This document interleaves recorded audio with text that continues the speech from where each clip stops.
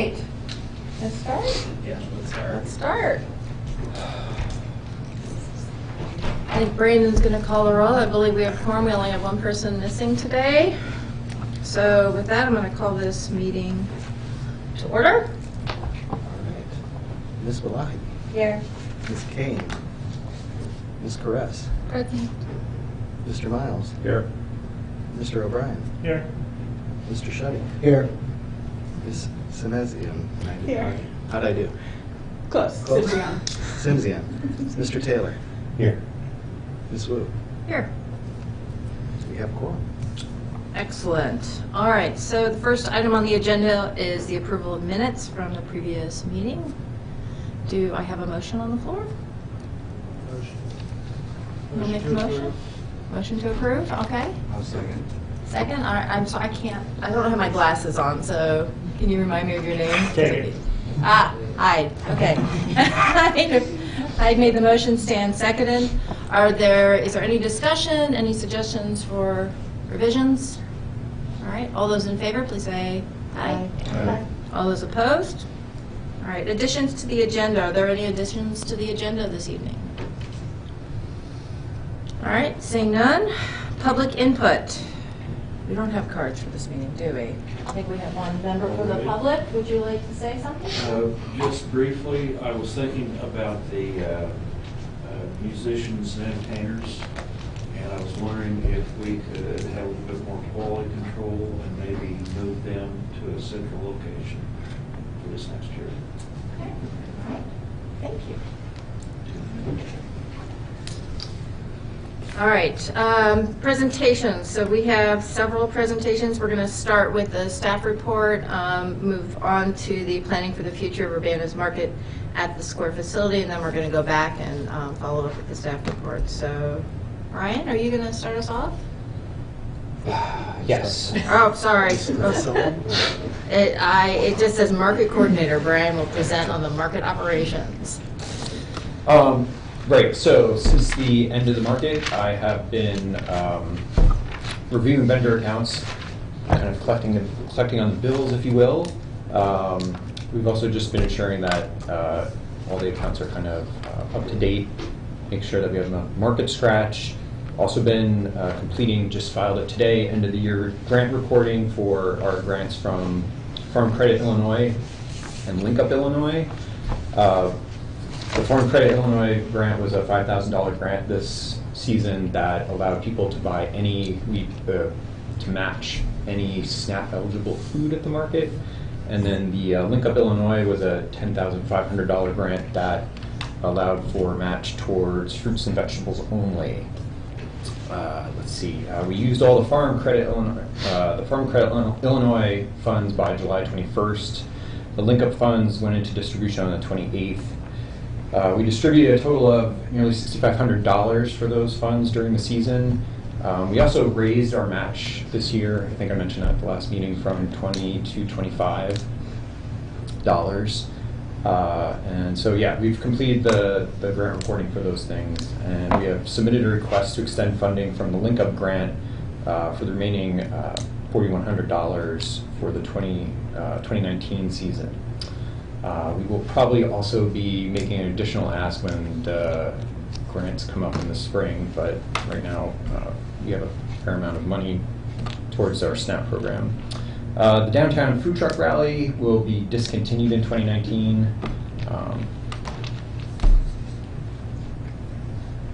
Do you want me to give reasons why? It's the Civic Center is closing. Yeah, Civic Center is closing, and finding another location with reasonable facilities is just not really possible at this moment. We would probably have to pay for access to a facility, and the Farm Food Truck Rally currently doesn't make money, and It's true. it's probably not a core priority for the farmers market. It's great for downtown. That's it. All right. Sorry. Short. Sweet and short, okay. Any questions for staff? Shay. Yeah. Brian, how much up was our links money from last year? Overall, Link overall link was up about $1,400. I'm also in the process of completing the annual report, so I apologize. I was kind of planning on having those numbers, but they just didn't get done in time. But yeah, the link was up over last year. I think last year we did something like 23,000. This year we did almost 24.5. We had the same number of transactions, if that means anything. So like basically the same number of leases, but the average use was higher. So And how about the grants? Were the grants higher than what they the had? grant was also higher. I think, let me see what it was for 2017. I think the grant was written for $7,500. So I made a rather huge ask. And, Good, but yeah, so. great, okay. All right, Stan? You said he's going over vendors and review and everything.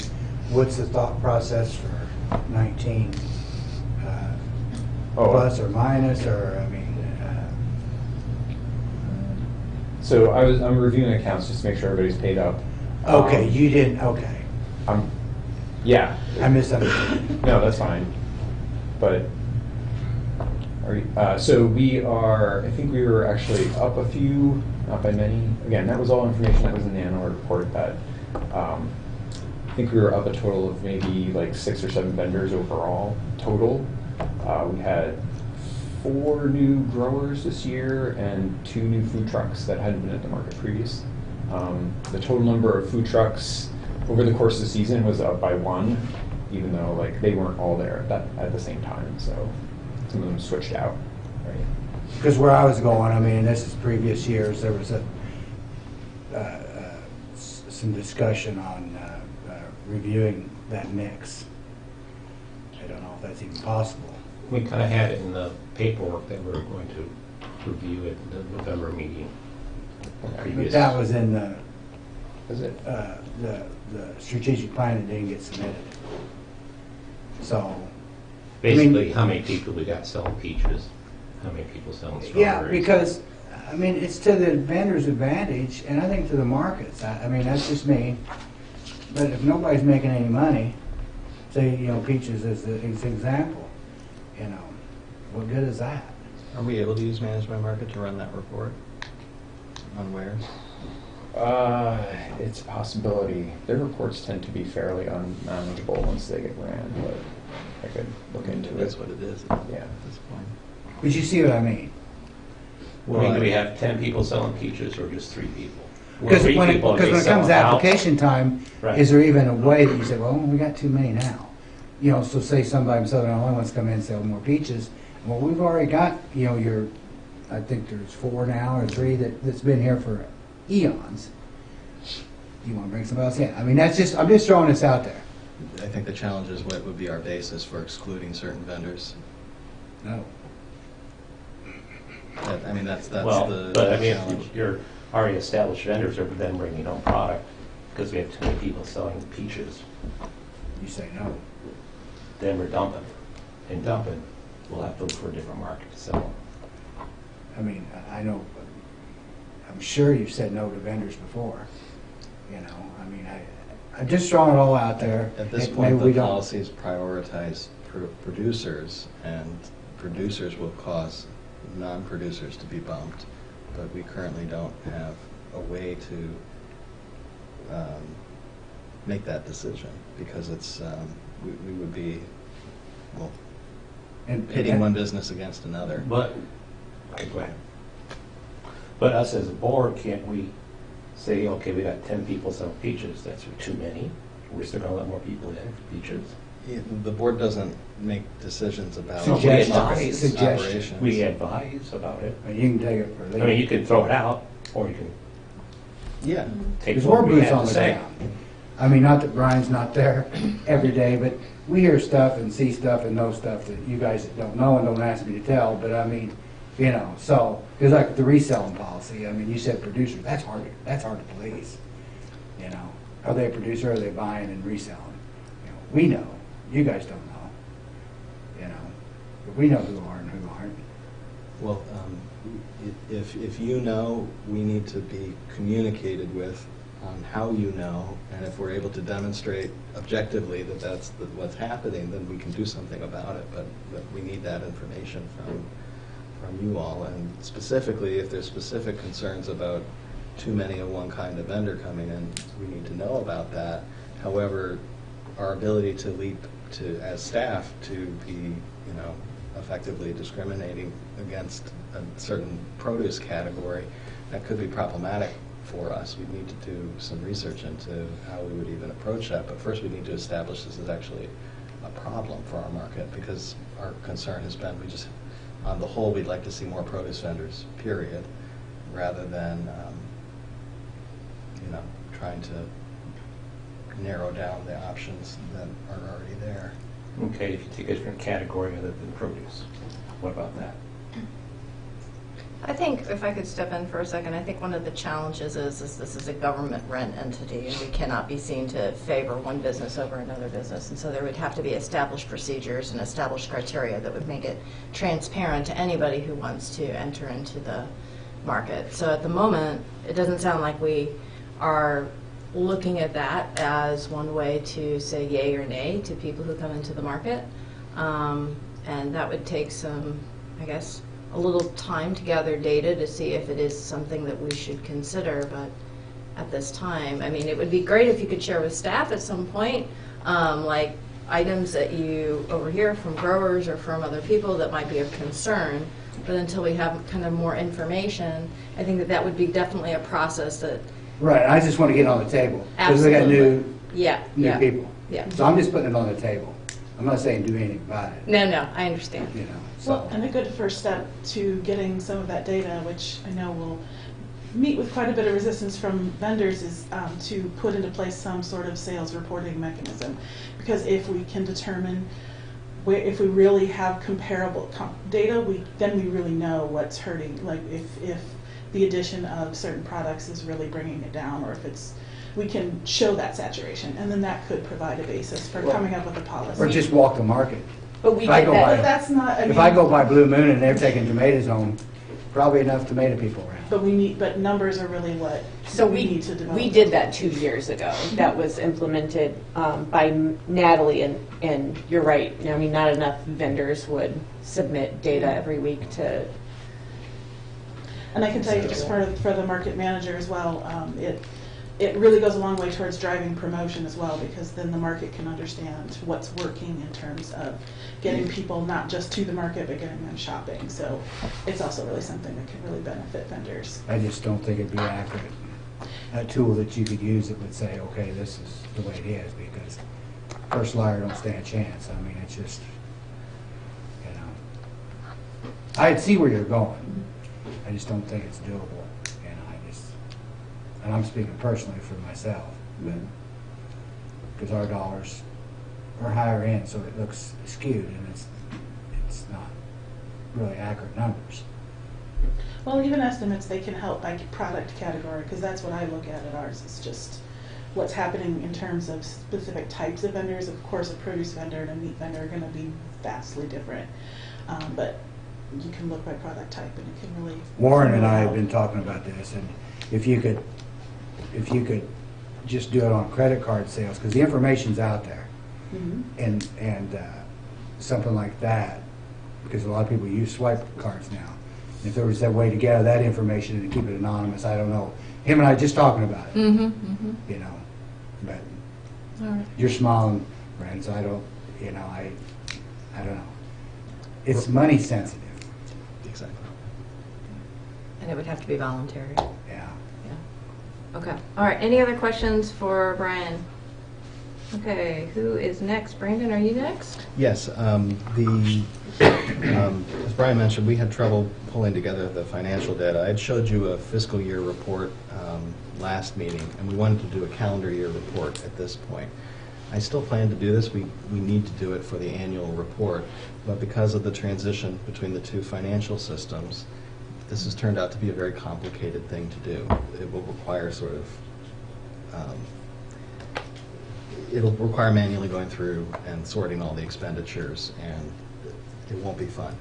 But based on the year-to-date, we're doing basically the same that we did last year. So even though I can't put the whole calendar year together, the presumption is we're doing the same as we were last year. And I'll share that calendar year data along with the annual report as soon as it becomes available. And that is something that this advisory board recommends to council every year. So I apologize that we didn't have that together for you. This board recommended a food truck representative be added at its last meeting. And I wanted you to know that that is, I expect to bring it to council on January 28th of 2019. And if you know any food truck reps, please have them contact me or Brian, or they can contact the mayor's office directly. And lastly, I wanted you to be aware of a opportunity that's coming up.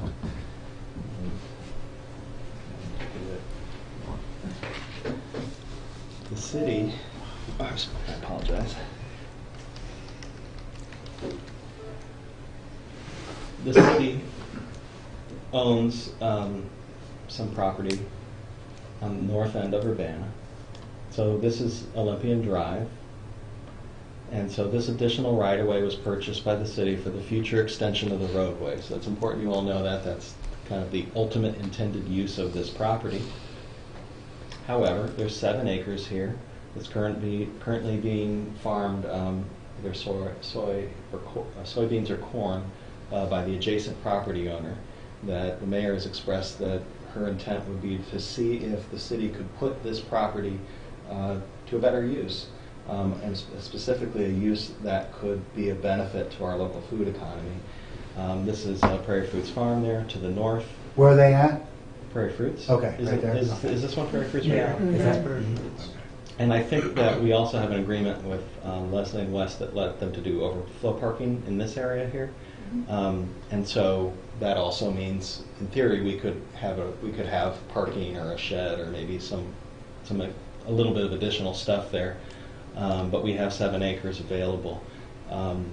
One challenge when we talk about how the city can help with the local food economy is that our municipal services aren't geared towards that. There's very little to none, well, there's a little bit of agricultural production in the city, but not very much. And when you look at the shape of the food economy, it goes way beyond our municipal boundaries. But here we have a resource that we would like to try to put into a use for smaller farmers, startup farmers.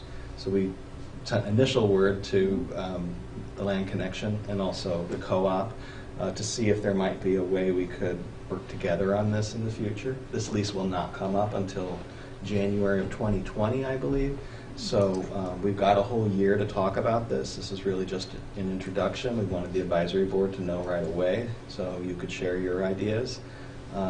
This isn't something the city's looking to intensively operate, but we want to make that land available at a minimum. Just in briefly talking with Gary, when we were just kind of talking about this in terms of sales, the co-op has very specific data about their sales, and to the extent that we can use that to identify what local produce is needed more and could be sold readily, potentially at the co-op, then that could be one way to instruct what happens at this site. But we're really interested in hearing what ideas this board has. Again, we're happy to hear them now, but also we'll be talking about this more in the future. I don't like the idea of growing stuff to compete against other producers, but I think if you use it as an educational tool, have a nonprofit, whether it be Land Connection or somebody else, and use it in that way is educate the folks about their food sources. And I mean, I'm just thinking out loud, I don't know how it would look, but maybe the food insecure, or I don't know. But as far as attracting money to write grants, you'd be a lot better off in that respect as far as attracting money for them than if you're trying to grow a crop for profit. Does that make sense? You know, if somebody write a grant, say if Land Connection had it and they wrote a grant and it had some educational aspect of it, you know, and get folks out there learn about their food and everything, and maybe getting their hands dirty, because I've read where they did it with prisoners in California, where they actually they rehabilitate people with it. That's big picture stuff, but instead of just growing something for sale, I think you could do better with it. Can I speak, please? Since this was my idea. Oh, whoops! I probably stuck my foot in my mouth. I appreciate what you're saying, and I understand what you're saying. What got me to thinking about this was when I saw the success of the women who do the Delight Flower Farm, and I think they rent an acre from Wes and Leslie, and I saw how Wes and Leslie mentored them and helped these women get their business started. So when I learned that the city had this 7-acre plot of land and we were just renting it for corn and soybean production, it occurred to me, well, if we want to grow our regional food economy and encourage the next generation of producers, why not put our city-owned property to use? And it works perfectly well, I think, with our farmers market. So I was hoping that, I mean, the way I saw it is that it would support young farmers and producers and maybe help give them a start in the business. But as long as they had real costs involved, because I was Well, they have involved. to run it like a business. But We're I mean- not going to subsidize it. We'll just, the land is there. We would rent the land. To them. Mhm. Okay. Yes. Probably not at the going rate for corn and soybeans, but there would be, they would have the opportunity to start a business. Just like it's like collab for vegetables. Can I ask you a few questions about that? Yeah, I have no answers. Okay. So how long would the rental lease be We for? don't know any. Okay. Right now we go on, when the farmer was renting it on I think on every 2 years, and right now he's got a 1-year lease. So we don't have any details worked out. This is as far as I've thought. Okay.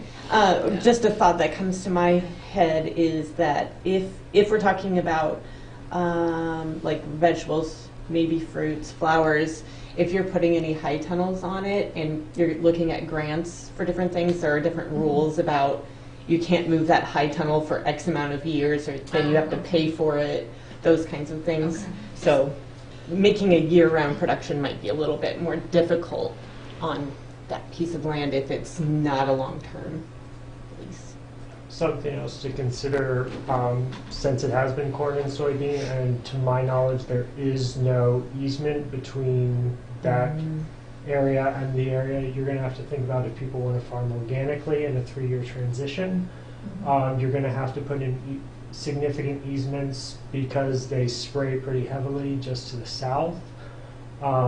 You're also going to have to make sure you have covered facilities for if anyone has tractors or machinery out there that would be locked up. So there's going to be liability issues. Running electric and water, because one of the best parts I had an incubator plot of, as did Shay out at Prairie Fruits, was water was run for us. We had access to small farming equipment. So Gets complicated. This is what you give to these people so they can advise. no, it's really, Right. there's a lot that goes Yeah, into okay. it. Well, obviously we haven't thought that far. so- Well, no, I mean, it's, but it's. But it doesn't, it doesn't that's- stop the It ball. doesn't stop the ideas from coming, but I mean, there's a lot to think Yeah. about. In the meantime, I think if you wanted to build it up or get something going, I think Stan was onto something in terms of using it for educational resources. There are a lot of groups like Idea Farm Network who do sort of field work, working with them. A lot of them are organic or transitioning grain farmers. You could even partner with the U of I and see if they could do soil classes as transitioning, turn it into maybe property if any small researcher wants to do sort of a new study outside of U of I grant land. I did talk to someone from Extension a couple years ago who was doing small grain. Yeah, So Will Glazik and Kim Ernst-Pritcher, who's with Prairie Rivers Network, she also runs Idea Farm Network. They would be two people to talk to. I would also maybe even approach Matt Torino with the sustainable student sustainability farm, and maybe even maybe not right now, but if Prosperity Gardens, I know they just picked up a new place, but they might be someone to talk to for an educational, community-based idea. I think we'll be calling you. Because there's even, it was Alice Waters, but there's other programs out there where they get school kids out there. Yeah. Man, you get them when they're young, and you really made an impact on them. Well, that's why we just thought if there's a different use of this property, I think it would be worth exploring. I mean, there's no money in corn and soybeans now? We don't get any of No. It's it. okay. Not this year.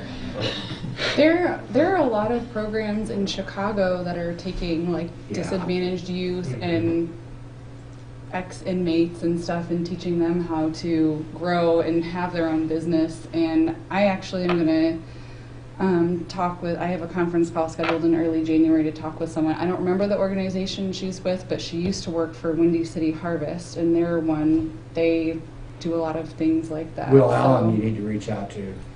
I mean, we're not committing any Right. resources. Ideas. But Just ideas. there's the land. So. Great. So I think that's a great idea. Mhm. You know, if you can have impact in that way. All right, anything else, Brandon? Yeah, that's great. No? That's all for now. There's more to come. There's more. All right, so planning for the future of Urbana's Market at the Square facility. Kevin? All right, let me,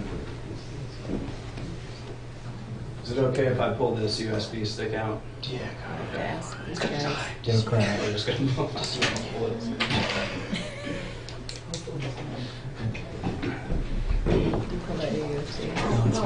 Yeah, there are, but I think one of them's for this.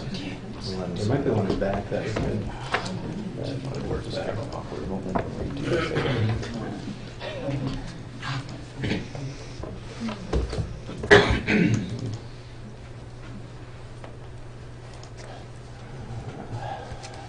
There shouldn't be links.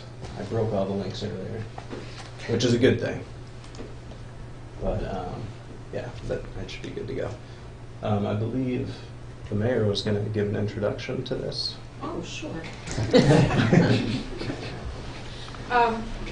Most of you probably were aware that over the past 6 months or 8 months or so, we've been doing a visioning effort around the entire Lincoln Square site, not focused on the mall, not focused on the hotel, but the entire 16-acre site.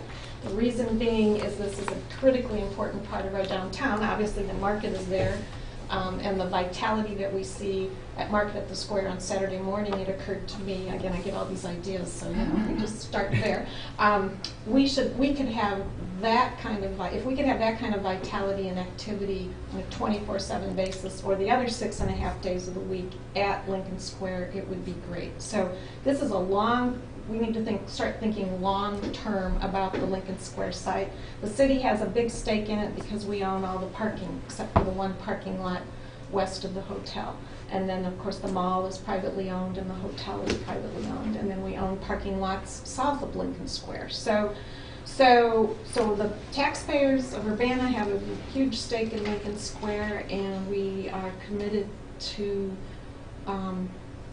planning for the next 50 years for that site. So the What's in Your Square visioning effort was over a several-month period. The planning department did a masterful job, along with the economic development folks, in reaching the public. We had over 1,600 responses to the questionnaires.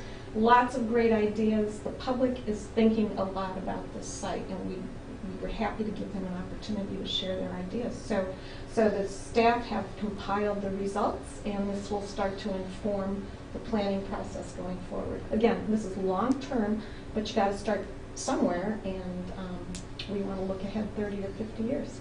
So here we go. Okay. And we haven't even seen these. I think I might do this standing if this thing works. Does it work? Hold on. I want to thank I can do Pixo for the this. graphics. Yeah, that's true. Okay, so as the mayor just said, so the outreach effort had the surveys, which, as she said, we had over 1,600 responses that included about 1,300 online and then 300 in person. So we went out to different places and tried to engage with the public. We went out to the market a few times and asked people to fill out the survey. We also had focus groups as well, which I'll talk about a little bit later. Just some basic questions that were in the survey. So, we wanted to know sort of who was filling out the survey, just some basic demographic stuff. Interestingly, we find it interesting, there's about an even split at 40 years old. So about half the respondents were under 40, about half were over. So we felt like we got a really good representation age-wise for the survey. We also asked how often people visit Lincoln Square, so this is an entire 8-9 block area, so that includes the farmers market as well. As you'll see, people like to go to the farmers market. That's not a big shop. But about 50% of the people are going there at least weekly, which we thought was pretty significant. Another 18% every month, and then there's a couple leftovers there. I guess 5% never visit, but that's okay. We were kind of interested to know how people get to Lincoln Square. So, not surprisingly, about 80% of people drive sometimes. About half of people walk sometimes, so it is attracting people from within walking distance, which is nice. And biking, it's Urbana, people like to bike, so there's about 35%, but we didn't want to split the person in half, so we just made it 4 out of 10. And then about 10% of people sometimes ride the bus. And one more interesting thing that we found is that, so full 6 out of 10 people always drive there, but that leaves 40% that absolutely never drive to the area. So we thought that seemed pretty interesting. So I've tried to tailor this presentation to be market specific, and we asked questions where people responded about the market. So I'm not going to go through every single question, but just sort of some key ones that I thought would be important to this board. So why do you go to Lincoln Square? I'd say, I won't say by far the biggest draw is the market, because also the co-op, grocery shopping, is a huge draw as well. So those two take up or account for a really large amount. So that's over 70% are coming to the area to go to the market. So that's pretty interesting. We asked what the best thing about the site was today, and this question was an open response, so you could answer whatever you wanted to answer. So again, quite a few people, about 30% of respondents, said the market is the best thing about the site today.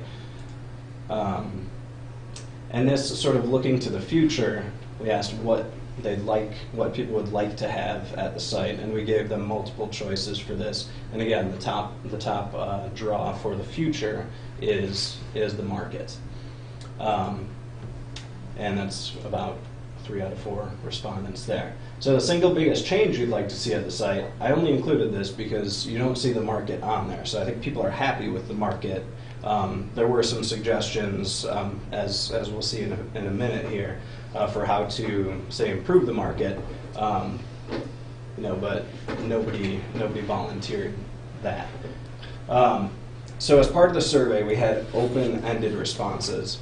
And I'm breaking one of my rules for doing presentations in front of groups. And I'm going to put a bunch of text on this next series of slides. But I think people took the time to answer these open-ended questions. So I think especially the Market Advisory Board should be interested in hearing what people had to say. So I pulled every comment that had to do with the market in some way. I think it's only about 30, but I just want to run through these really quickly just so you all kind of get an understanding of what people are thinking. So green space, shaded covered areas for the market. Again, green space with some art, fountains for the farmers market and other gatherings in the area. A year-round indoor farmers market. More open areas for parks and indoor market spaces. Expand the farmers market. I thought this was interesting, to include a flea market where you can bring in your own stuff to sell. These aren't my ideas. I'm just the messenger, please. Urbana is very sustainable, so if somebody wants solar panel canopies to provide shade. I think shade was a recurring theme for the market. I think there's one tree there that provides shade. A permanent space for the market. I assume that means sort of year-round as well. Somebody wanted to move the market closer to Main Street and then to, it sounds like, build up with commercial and residential areas around the market so that I guess it would integrate better with downtown and bring more people downtown. Somebody just really enjoys the co-op and the farmers market, so that's good. There you go, Gary. Good job.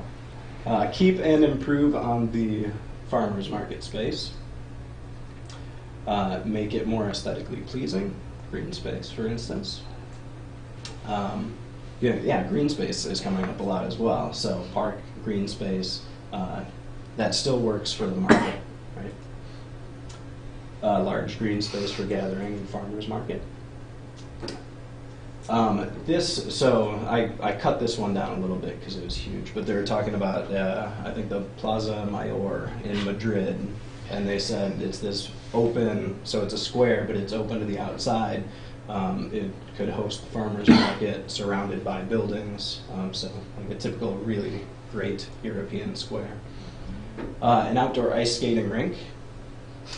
It would be fun for all ages, and in the summer, it could be covered to accommodate the farmers market, perhaps. More tables and seating areas near the farmers market. Not such a grand vision, but it's still something people want. Bring the market into the mall, providing a year-round space. I think this may have come from somebody on the board, I'm not sure. But design a market that is good for farmers and their customers, and you will have greater opportunity for crafts, food trucks, arts, etc. It starts with process. I'm sure this came from somebody who is familiar with market operations. Yeah, I mean the parking lot's designed for parking small vehicles, so there need to be more spaces to accommodate the commercial vehicles and trailers. Please keep the existing businesses, such as Farmers Market, Co-op, and Amara Yoga, and add more new business that complement the community spirit. Please do not get rid of the farmers market. I think I speak for everyone when I say we have no plans to do that. I really enjoy the farmers market and the mingling of so many people, all ages, every race, with and without little ones. It creates a very special environment. Permanent covered stalls for market vendors. I love the farmers market when it's in season. And the farmers market is one of the best features of this community. Should have ended on that one. A nature area would be good for the community and promote ecotourism. It would also be a great space for a park and a farmer's market. Don't lose the farmer's market. Again, a covered farmer's market would be a great addition, and they recommended, and they said similar to the Soulard Market in St. Louis, which I have an image of coming up. I hope you'll work to keep what's best about Lincoln Square, like the farmers market and great little stores, and add new elements to make it an asset for the entire community. The anchors are now the co-op and the farmers market, so development should keep an eye on choices that complement those existing draws. This person suggested looking at, actually, somebody in another exercise, recommended Woodstock, Illinois. Let me go back, sorry about that. Okay, so they have a fantastic farmers market space, retail, government buildings, and other gathering places. Of course, that's where the film Groundhog Day was filmed as well. So just picture that movie without the woodchuck. Just picture the space. Okay, so after the surveys, we did these focus groups. So they had 3 parts to the focus groups. The first thing we asked people to do was to sort of close their eyes. I think Marcus came here and may have done this with the board. Yeah. Okay, so you're all familiar with it. So it was 3 parts. It was think of a great place, then you sort of jot down some words about feelings you want to have in a new space, and also things you'd like to do there. And then we did a mapping exercise. So I'm going to share some results from all of those things. Market-specific great places, I think there were about 15 or more responses. I didn't include all of them, but I included some that seemed relevant.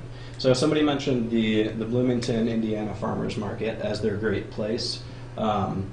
So I found this interesting because they have these permanent structures that provide shade. It's not a huge canopy, but I thought that was pretty interesting. It looks well attended as well.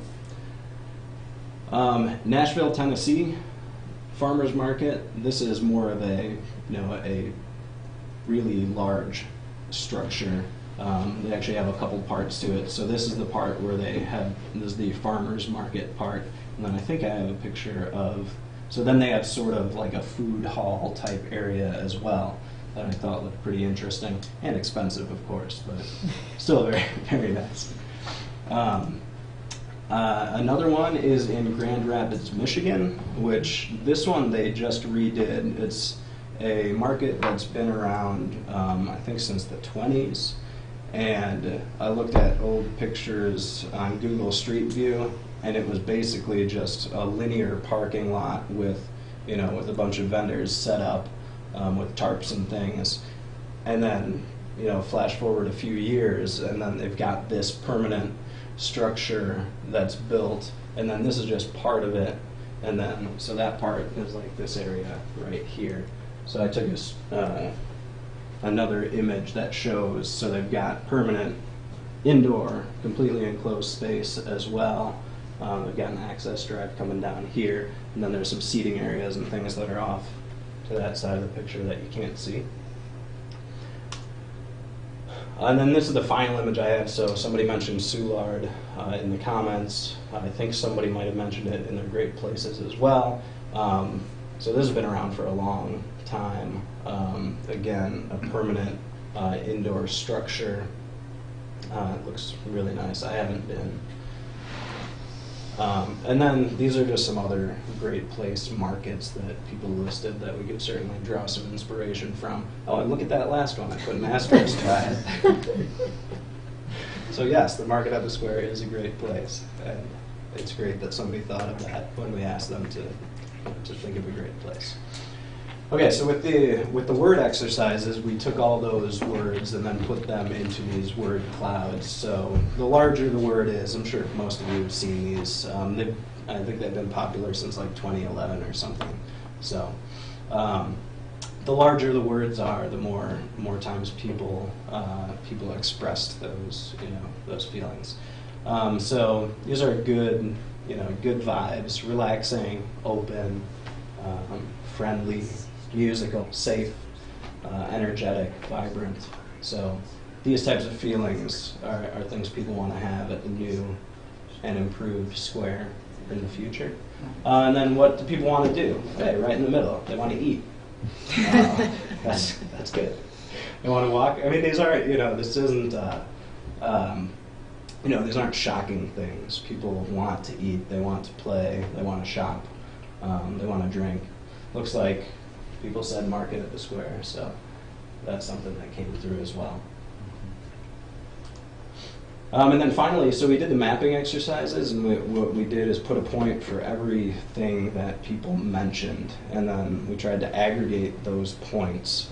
So, if you'll recall, we just asked you to draw on a map and write down what you would want to see in this new space. So we took all of this stuff, and then this kind of chart is sort of like a rectangular pie chart, so it's easier sort of to grasp how much or how many times people said certain things. So I mean, you see the market at the square, things about that were mentioned a pretty significant amount of times. It's probably like the 5th highest rated thing that people talked about. Again, green space. People had a lot of, I don't know, when you ask people to do mapping, they start thinking about infrastructure. Like, hey, put the street back through here and put a walking path all the way around this thing. So stuff like that. Put parking underground or put in a parking garage, stuff like that. So then we took all those points as well and did sort of like a mapped word cloud thing. And this doesn't get as specific, so you'll just see down there it says farmers market, which I'll tell you is the most commented on item in the mapping exercises. It doesn't get so nuanced. I'd kind of like to break this down a little bit more to actually tease out the things people were saying about the farmers market. So, shade, permanent market. So I'd like to maybe update this map a little bit, but this is just sort of all the ideas put into one map, generally located spatially where those things were being talked about. So that was the mapping exercise, and that's what we got. So if you have any questions or comments. I didn't see anybody say bring dogs back. I didn't see any of that. I looked through all of them today. So yeah. All right. All right. Any other questions for Kevin? So, my take on the comments that you put down first, green space was number 1, and inside was about number 2.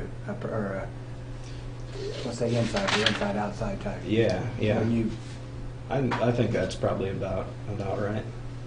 I haven't broken the numbers down. because in the mapping it didn't come up, or unless that meant infrastructure, I don't know. Yeah, no, I think if somebody said do a permanent market space, that would have just been lumped in with farmers market, the general farmers market thing. But I would like to, to pull out that to see what specifically people were saying. All right.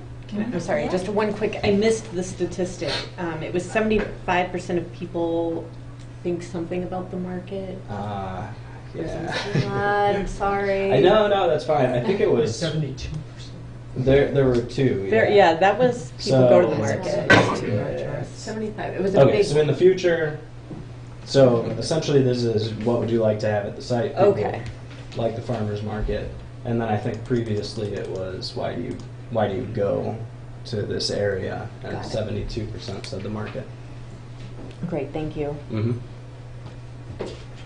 All right. Thank you. All right, thanks everybody. All right. Brendan, was there more staff reports?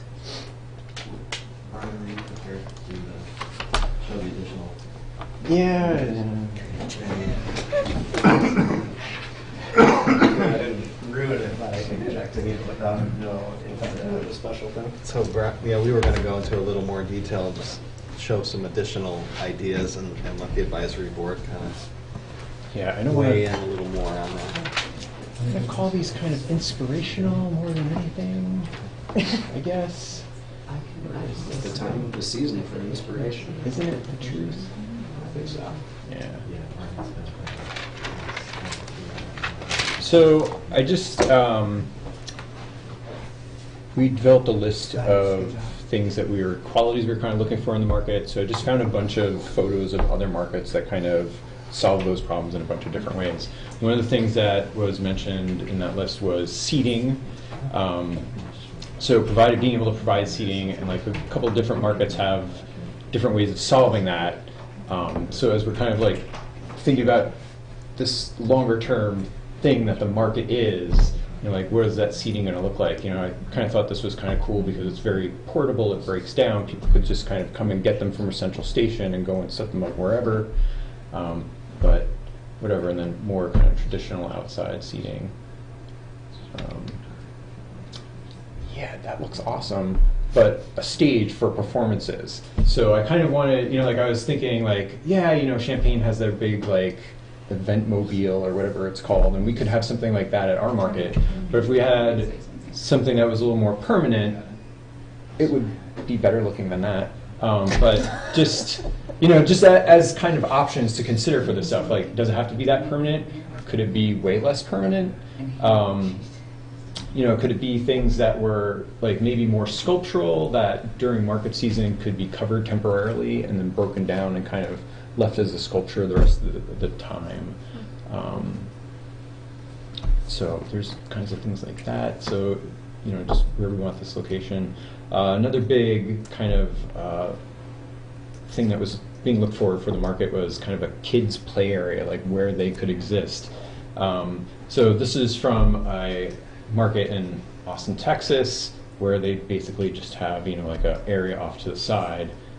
And kind of outdoor living is a big thing in Austin, Texas. A lot of the supermarkets have giant outdoor playgrounds, and you can just basically go any place and just kind of like let the kids go. It would be kind of nice to have at the market.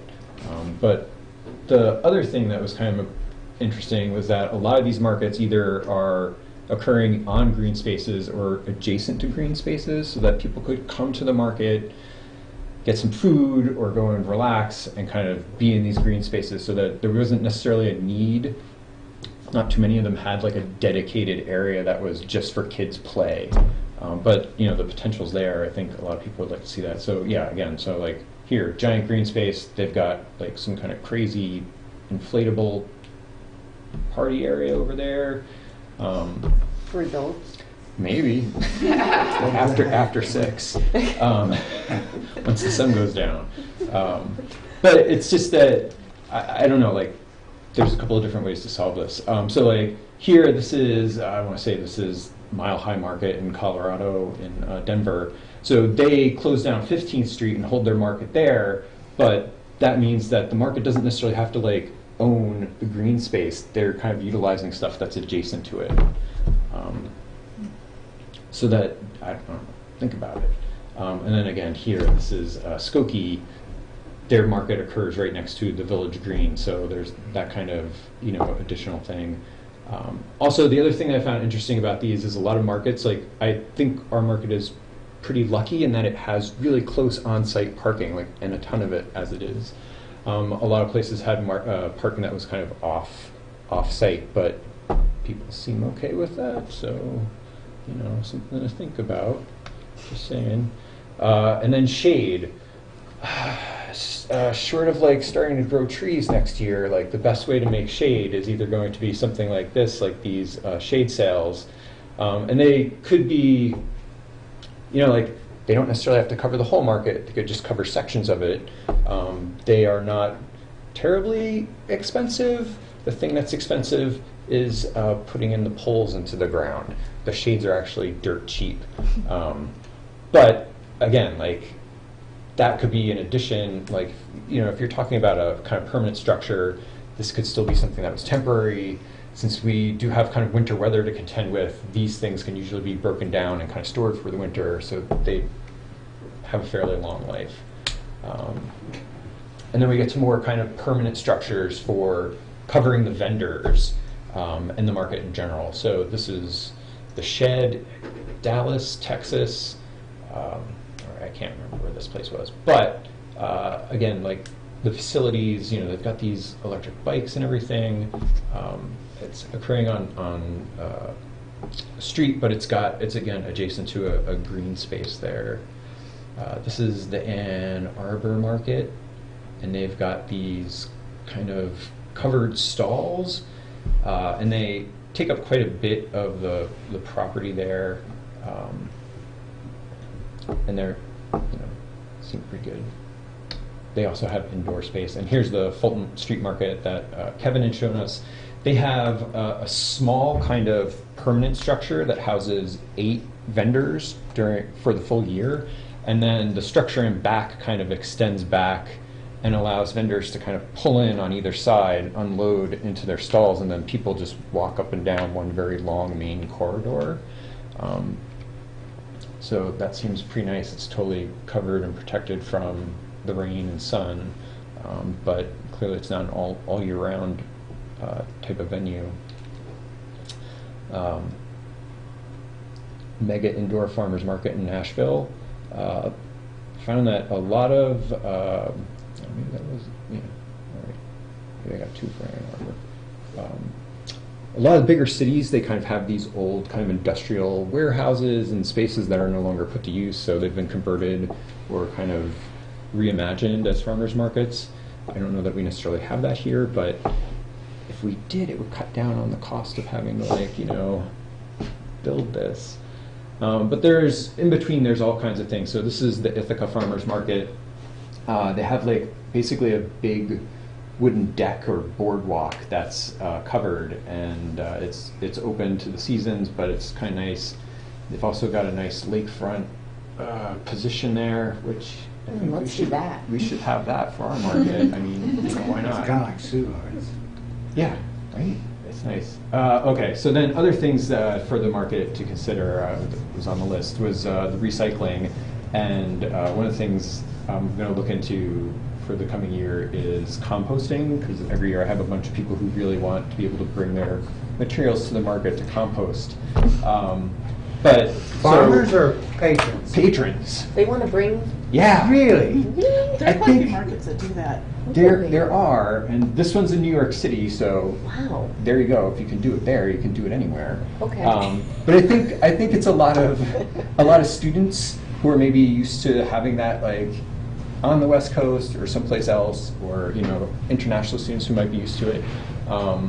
So I get a lot of calls for that, and I'm like, It'd be interesting would show up in your barrel. yeah, I'm gonna talk To get- co-op. We have a lot of things to talk about. It was something that I had talked to Be worried about I forget her liability. name. We'd spoken about it last year at the co-op, and we just never really kind of got on the same page with it. I saw a booth at the DuPont Circle Market that did it, and so they have volunteers who run everything, and people don't get to just come and throw whatever they have into a Okay. bin. Yeah, like They it's come very, and compact. volunteers kind of go through what it is, make Okay, sure that it's would- right, appropriate. yeah. And then they also teach people about composting and how it works. Yeah, and So it was pretty cool. we'd have to have a list of like acceptable materials that they could, because you can't put any like meat or grease or Right. those kinds of things. Dogs And and it's just cats like, and yeah, stuff it's like basically that. just like Roadkill. vegetable matter and shells and eggs, stuff like that. Yeah, that place, Madison. Again, kind of big, super busy market, but green space. It's central to the city. And again, it's like it solves a lot of problems, I guess. There's Seward's in St. Louis, again, adjacent to green spaces. I know it doesn't look too exciting in this photograph, but I'm sure people make use of those. And again, like they are the outside corridors. They're not full season, right? Like it's just that. Yeah, if central- you're hardy, because they bought them off, Are these they? tarps and stuff. Oh, okay. Usually they stay pretty close. They only go about a third way out or fourth way out Okay, yeah. from the center. And that very end, they don't, it's just too drafty out there, but they've got it boarded up and, Just kind of shanty town. Yeah. Okay, awesome. Like, honestly, I don't know. I've been to a couple of markets outside the country, and it's just, like whatever tarp you can stretch between my tent and your tent is good. Let's do it. But somehow that doesn't quite work in America. I can only assume it's because we're extremely litigious, but whatever.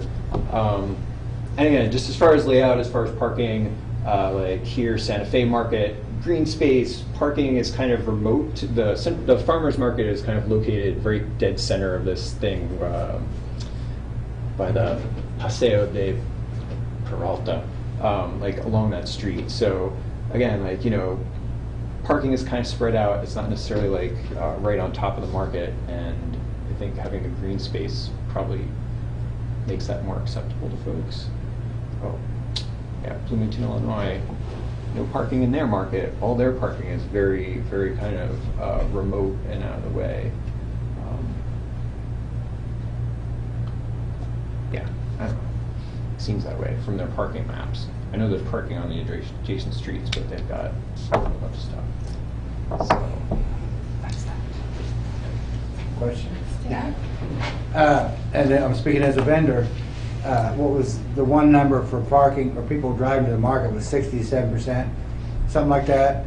Be careful what you do with the parking area because you'll cut into my sales. Well, No, yeah, I'm serious. Sure, no, I understand that. But what I'm trying to get is that like there actually is like sufficient parking that's not right on the site that people might not be aware of. That's like still really close. Like it's just a matter of crossing the street. Right, but Or you see where I'm coming through you know. Lincoln Square, sure.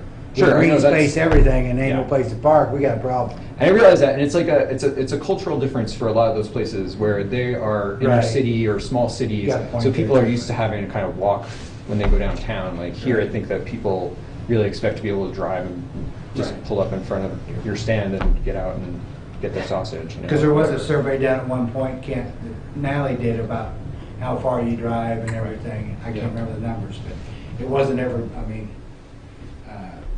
you may be able to dig it up, I don't know. somewhere. Yeah, I could probably check that out.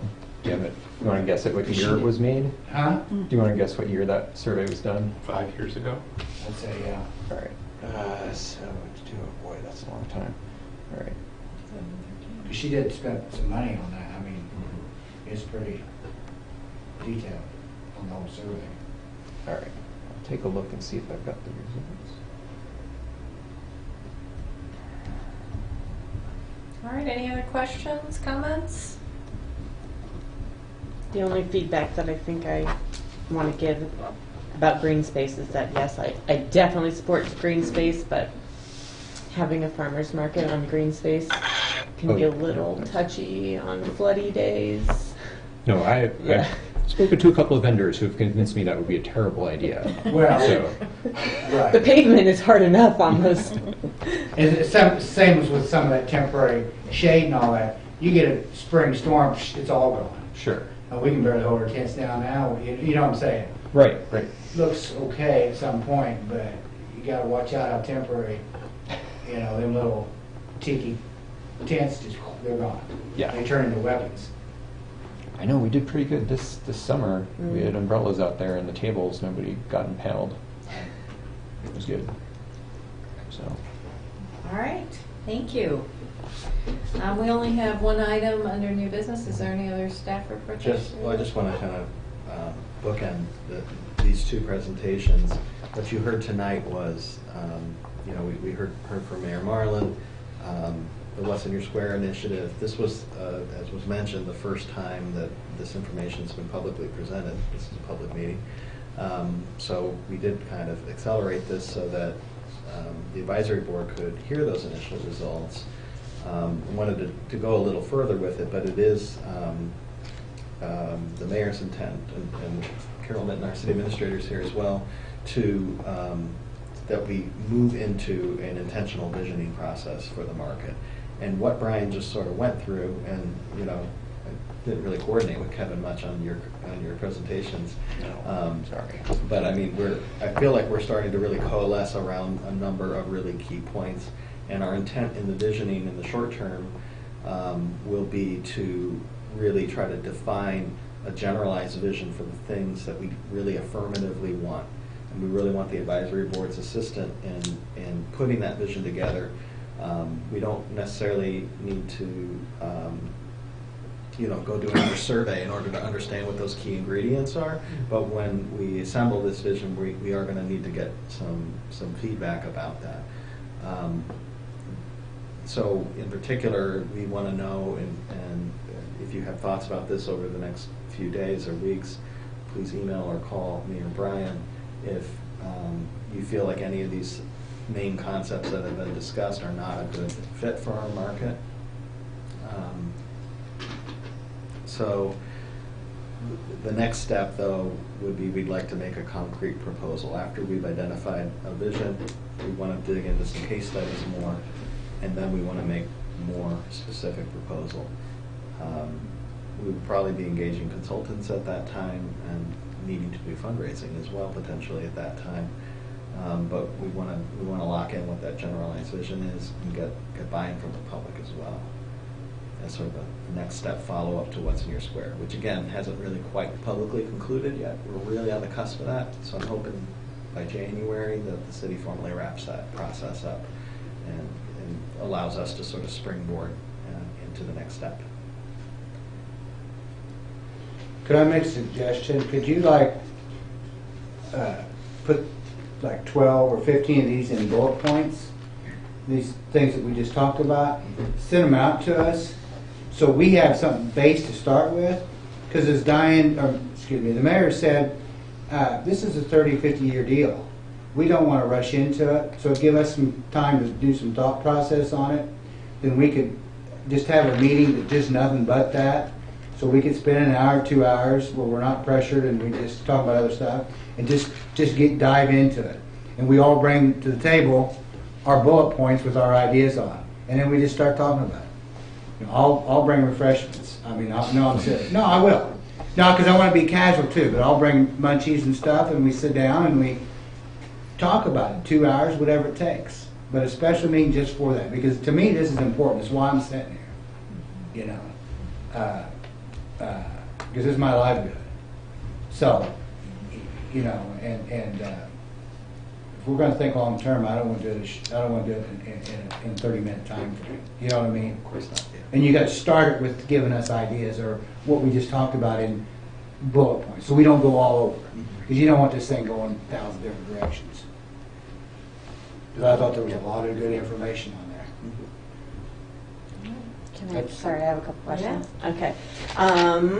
So I heard earlier that the strategic plan never got submitted for 2017, or when we all did that as a group.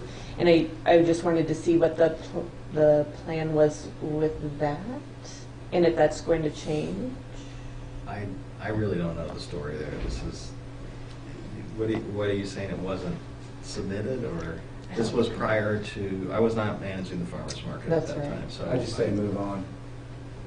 Okay. I mean, we still are treating it as our guiding document moving forward. The 12 one, not the 17. The 17 one. The 17. Oh, okay. I mean, that's what I've been referring to. Should I be referring to the other? No. No, I thought you said last meeting that it wasn't submitted to full council. It wasn't submitted to the full council. It was not Someone said submitted that to full today. council. Yeah, this So we No, need- but I mean, I don't believe that it's something that, it would have to be, I can't, like, in terms of voting for items that we vote on, it's ordinances and resolutions. So Yeah. strategic plans, I'm not sure how those are handled, so I'd have to ask. Okay. I mean, I don't know I don't know. what the consequence would be necessarily. Yeah. Investigated. My other quick question was, is there any, I heard you say that, talking about fundraising for this project, but I think we all hear frequently that the city of Urbana is broke and there's no money, so this is a big project to take on for a town that That's seems. a farmer's line, I'm broke. Well, No. again, we're not, that's several steps down Okay. the road. I mean, as Brian pointed out, there's some very inexpensive things we could potentially do, Mhm. and there's a few different ways we can come at this. You know, the farmer's market is an independent fund of the city right now. It's in a TIF district, so those are both special funds. You know, we can't just grab at them. We have to go through a process and make a case. But I also believe there'd be a lot of public support for the kind of outcomes that we're talking about. And we You don't could have some necessarily pass that strategic up. partners too, Absolutely. you know, because this whole food thing is, you know, a big deal, and it's gonna get bigger. So, you know, if everybody use their talents, you may bring somebody to the table that wants to get involved in it, because this is one of the best markets. I know you put it on the screen, but it is one of the best markets in Illinois. You know, it just is. But it isn't one of the best facilities, probably. Well, that's what we need to, There's that's the sales pitch you need, that's the sales pitch you need to use. This is what we're wanting to do to make it even better. Can I just say something to address that? So, the market is one of the most important things that happens in Urbana. It's to the extent that, you know, we want downtown to be the engine that drives, you know, the economy of Urbana. The market is the engine that drives downtown. And one of the challenges that has existed is that it's not really connected well to the other activities that happen downtown. And that's, you know, part of what we want to get at through this visioning, which is really about what do you want to be included, and then there's a larger planning process that absolutely has to take place downtown, and it's not just about Lincoln Square, and it's not just about the market. It's about, you know, we have some city facilities that are in the facilities master plan that we may or may not retain as city-owned property. So how does that fit in? There's this long-standing desire to build a proper transit transfer center downtown. Where should that be? There's potentially going to be the jail site that becomes available for redevelopment, and there's a lot of moving parts.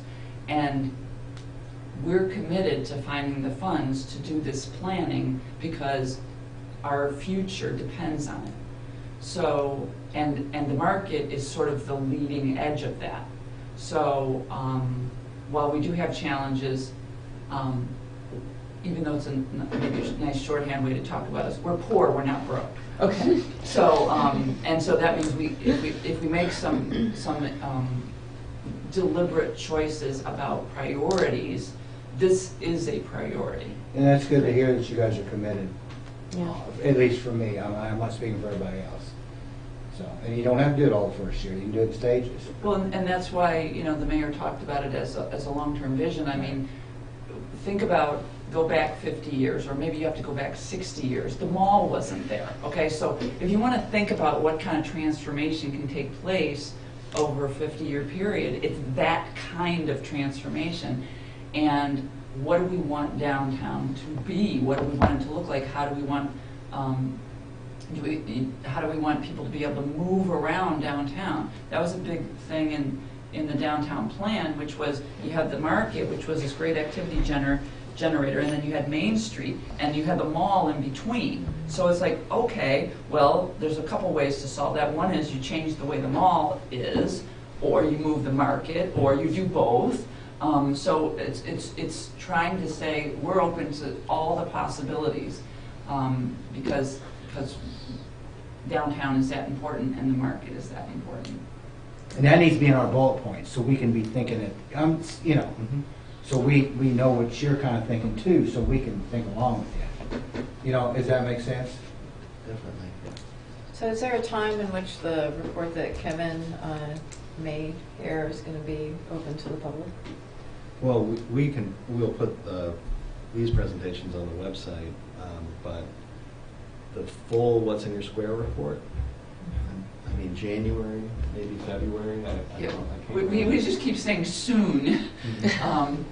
It will be soon. Because there's actually some other really interesting elements to it where in the visioning process, and maybe you all did it, where you started drawing things on paper and just seeing what people imagine as a different future for downtown is inspiring. So we don't want to lose that. All right, any other comments, questions? No? All right, thank you. Thank you very much. We only have one item left on the agenda. It is new business, and it's the approval of the 2019 regular meeting schedule. So at the moment, it is scheduled for the Wednesday at 5:30 p.m. in the months of March, June, September, and December of, I believe, the third Wednesday of the month in the executive conference room. All right. I believe we have to have a motion on the floor for this to pass. So can I have a Also motion? moved. I'll second. All right, moved by Stan, second by Shay. Any discussion? All those in favor, please say aye. Aye. All those opposed? All right. Quick question. Oh, yeah. Yes. Sorry, I realized that I had a question after you asked. If we feel that, as Stan said, the visioning would need to be a separate, Be a we're special. allowed That to was my have next discussion. question, thank you. Yep, that can be a special meeting. Okay. So can we talk about a time frame on that? Because we don't want to do it in April. We do it for April.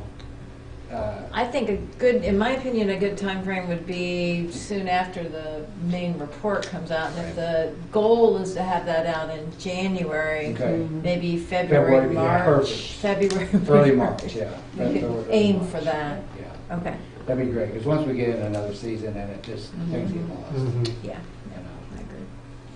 that'd be great. All right, any other, does that solve those questions? But you get those bullet points out so we can start working on them, in the next 30 days if it works out, Yeah. or less.